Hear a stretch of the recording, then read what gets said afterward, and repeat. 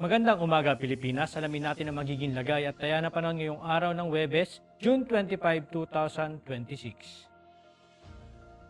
Para sa ating synoptic situation ng ating minomonitor na bagyo na nasa labas ng ating Philippine Area of Responsibility na si Tropical Storm Higos ay huling namataan kaninang alas 3 ng umaga sa layong 1,750 km east of Central Luzon. Ito'y may taglay na hangin na 75 km/h malapit sa gitna at may pagbugso na umaabot ng 90 km/h. Ito'y kumikilos west-northwestward sa bilis na 20 km/h.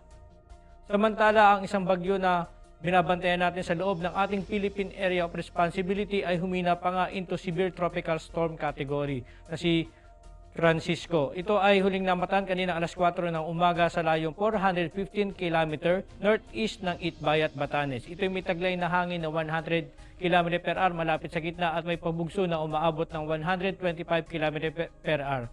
Ito ay kumikilos north-northeastward sa bilis na 15 km/h. Samantala, ang southwest monsoon o hanging habagat ang siyang nakakaapekto naman dito sa Luzon at Visayas. Para naman sa track intensity ng bagyo na si Higos, asahan naman natin na ito'y papasok na nga ng Philippine Area of Responsibility mamayang gabi at bibigyan ng pangalan na Gardo. Asahan natin na ito'y hihina into tropical depression bukas ng umaga at lalabas din ng Philippine Area of Responsibility bukas ng hapon o gabi. Samantala, ang isang bagyo naman na si Severe Tropical Storm Francisco, asahan natin na ito'y patuloy nakikilos northeastward at lalabas na nga ng Philippine Area of Responsibility ngayong araw patungo sa Ryukyu Island. Samantala, para sa ating Tropical Cyclone Wind Signal, nakataas pa rin dito sa Batanes. Para naman sa ating General Area Forecast, asahan natin ang occasional rains dulot ng bagyong si Francisco dito sa may at southwest monsoon sa malaking bahagi ng Zambales, Bataan at Occidental Mindoro. Samantala naman dito naman sa Bicol Region ay makakaranas naman ng bahagyang maulap hanggang sa maulap na kalangitan na may pulo-pulong pag-ulan, pagkulog o pagkidlat. At sa natitirang bahagi ng Luzon, partikular na dito sa may Western Visayas at sa may Palawan ay makakaranas naman na maulap na kalangitan na may kalat-kalat na pag-ulan, pagkulog at pagkidlat. At sa natitirang bahagi ng Visayas at sa buong Mindanao ay makakaranas naman ng bahagyang maulap hanggang sa maulap na kalangitan na may pulo-pulong pag-ulan, pagkulog o pagkidlat.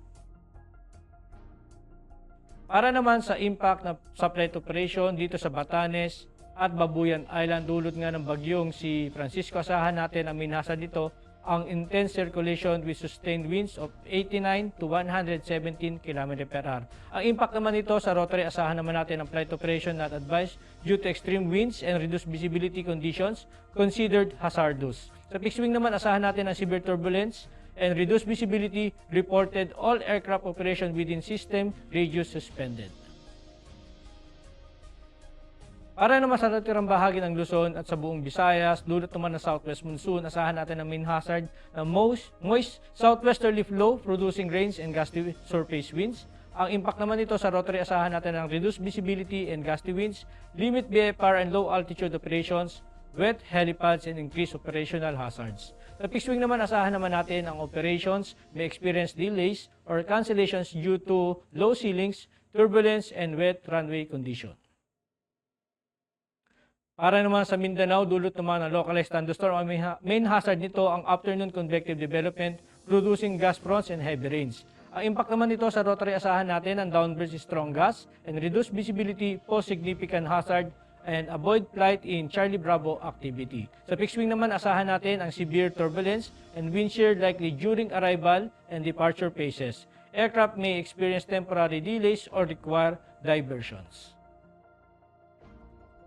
Para naman sa ating astronomical information, ang araw ay sumikat kaninang 5:29 AM at lulubog mamayang 6:28 PM.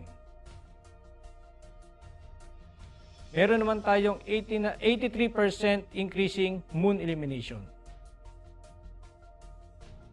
At para maging updated sa lagay at taya na panahon, ipalo lang aming social media accounts ng Air Force Weather Center. At yan lang po lagay ng ating panahon ngayong umaga at sa ngalan ng aming commanding officer na si Colonel Hermelino T. Calubiran Jr. Pop Jesse, ako si Staff Sergeant Edmar B. Segadraca Jr., Philippine Air Force, weather broadcaster ng Air Force Weather Center. Muli magandang umaga at maraming salamat.